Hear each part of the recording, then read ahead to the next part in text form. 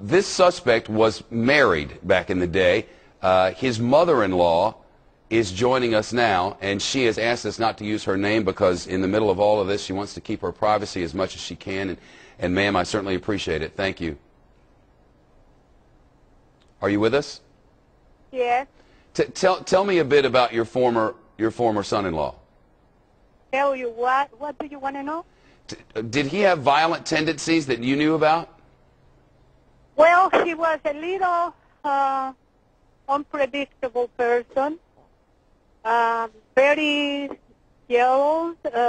He will imagine things sometimes. He would imagine things like what? Yes, like, for example, people are after me. People are looking after me, and they hate me. And I know, and he will come to inside the house, and he will say, you were saying something about me. You don't like me. Huh? So he was a bit paranoid. Yes, very, very, very. And he was under medication. He was under medication. What for what? Yeah, for something for the control of the brain. For control of the brain? Do you mean for depression, or what do you mean? He needed some medication. I don't know exactly what it was. But it was medication that affected his mind. Yeah, to help his mind. Did he have had he been diagnosed by a doctor as having some sort of mental condition or mental instability? For what I understand, if I am not mistaken, they had him in the mental place about 6 months ago. Where was that? Somewhere in Orange. Somewhere in Orange County, which is the county in which Orlando sits? I believe. I don't know exactly, because since he divorced my daughter, I had no idea, but I know he had mental problems. Now, ma'am, he and your daughter, when they were married, had a child together, correct? Yes, his name is Jason Rodriguez, too. Did this suspect from today's shooting, did the father come visit the child? Did you have contact with him? No, he he tried to hide the place where he lived. We never knew where he lived. Until yesterday, I discovered because my grandson took me there. And because he wanted to see his grandmother. And I said, I don't know where she lives. He said, I take you. If I knew that he was like that, of course, I will never do something like that. I took him and I said, okay, you spend 2 hours over here because you want to see your grandmother. I never want to take that away from him. And then I asked her to come back and bring him to him because my daughter's husband now was going to pick him up to take him home. Now, you've told us, I'm sorry for interrupting, you've told us that that he had some sort of mental condition, that it's your belief that he was on medication to help his mind, and that he was in some sort of mental health facility sometime about 6 months ago there in Orange County, right? I don't want to say, but I understood that he walked away from his house and he ended up in one of these places. All right. Now, did you ever notice him interested in committing any violence? You said that he was very paranoid, that he thought people were out to get him. When you heard things like that, did he ever show a violent tendency? Well, even after he divorced my daughter, he will call my daughter and he will say, I know, but I think he was thinking it was us. I know that everybody's against him because in my job, everybody's against him. He couldn't hold a job because everybody was against him, everywhere. So people just didn't like him? No, or maybe fear him, or maybe got tired of whatever his way. Ma'am, he worked at this building in downtown Orlando a couple of years ago. What were the circumstances surrounding his dismissal from that job? He's been divorced with my daughter for about 3 years, so I have no idea what happened after that. But I know that previously to that, he worked and he couldn't. They were asking him to get another degree or something because he's an engineer. He's an engineer. Yes. And he couldn't cope with anything. He's jealousy insane. my daughter couldn't even talk to anybody without being accused of sleeping with him. Was your daughter ever afraid of him?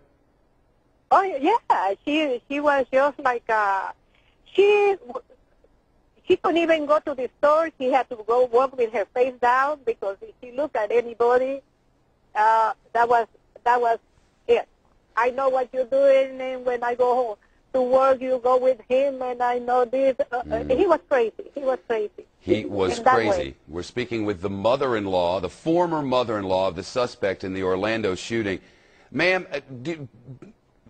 had police ever had contact with him? Had he ever had problems with the law?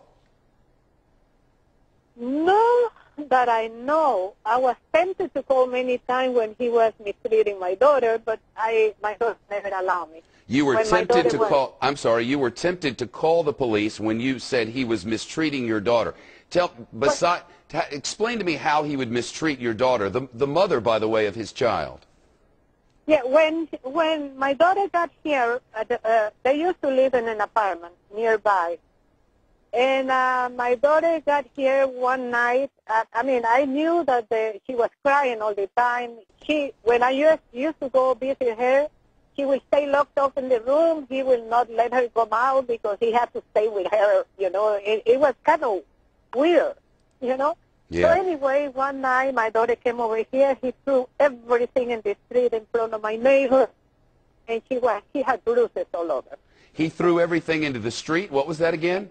And all her clothes and all the beautiful Capo de Monte, the things that I used to give him, the pictures of the baby in the street, you know. Just threw it out in the street? Yeah, in the street. And then I told my daughter, just come in. You know, she came with the kids. 2 kids. And I'm surprised, you know. And I say, wow, you know. And I said, well, honey, come in. So she stayed with me. She had bruises all over. I was going to call the police. She didn't let me. And I said, Neshmi, that man has mistreated you. How could you let something like that? Well, I don't know, Mommy. I don't know. Please don't do it, you know. She was worried about her son, wasn't she? Yeah, she begged me not to do it. So what happened, I built a room in the back for her so she will have a prior, so we didn't have enough room for everybody, you know. So she and her son moved in with you? No, the 2 kids stay with me. All of them, they stay with me. Mm-hmm. And then she has her own room in the back. But about 3 months later, he kept begging, and please give me a chance. I'm going to take angry management. I'm going to be good, and I will move. And I said, no, Neshmi, please. A man that hit a woman will hit it again. I said, please don't do that. Please, man. She begged me, and she convinced me. 5 years later, almost 5 years, the man stayed in my house, didn't help me, nasty with me. So finally, one day after Christmas, New Year, I told him, Jason, come here, out. I said, I don't want you in my house. You don't help me financially. You're nasty to my daughter. You're nasty to me. I can't take it anymore. Too much expensive. I said, so I told him to get out. When you heard that he is the suspect, that your former son-in-law was the suspect in this shooting which terrorized downtown Orlando today, what was your reaction? My reaction is coming for me. he hate me. So I took off. I heard somebody calling, you know, and I told them I got to get ready. And we were on the way to Kissimmee, and somebody called me and told me they caught him, you know. But I knew he would come after me. If he did that to somebody, he didn't like me because he say he divorced because of me. No. I didn't tell them to divorce. I told him to go. And when he was ready to take care of my daughter, and then do it on his own. But I couldn't take care of him and his family, his crazy ways anymore. The former mother-in-law and the former mother-in-law of the shooting suspect on the upper right-hand corner of your screen. Our guest's daughter and he have a child together. The daughter and the child live with largely the mother-in-law who's on the phone with us now. Ma'am, thanks very much for being with us. So what we've learned today is his former mother-in-law says, as she put it, he was crazy. He had mental issues. He had, she believed, taken medication for mental concerns. It is her belief, though she seemed uncertain, that about 6 months ago he walked out of his house and ended up in some sort of mental assistance facility. In addition, her daughter was scared of him, and she believed, after she heard this shooting today, that the man would come to get her. Instead, he is in custody at this hour. The emergency in Orlando is over, and now to figure out exactly what happened and to treat those who are wounded. Thank you for being here for yet another Fox News exclusive.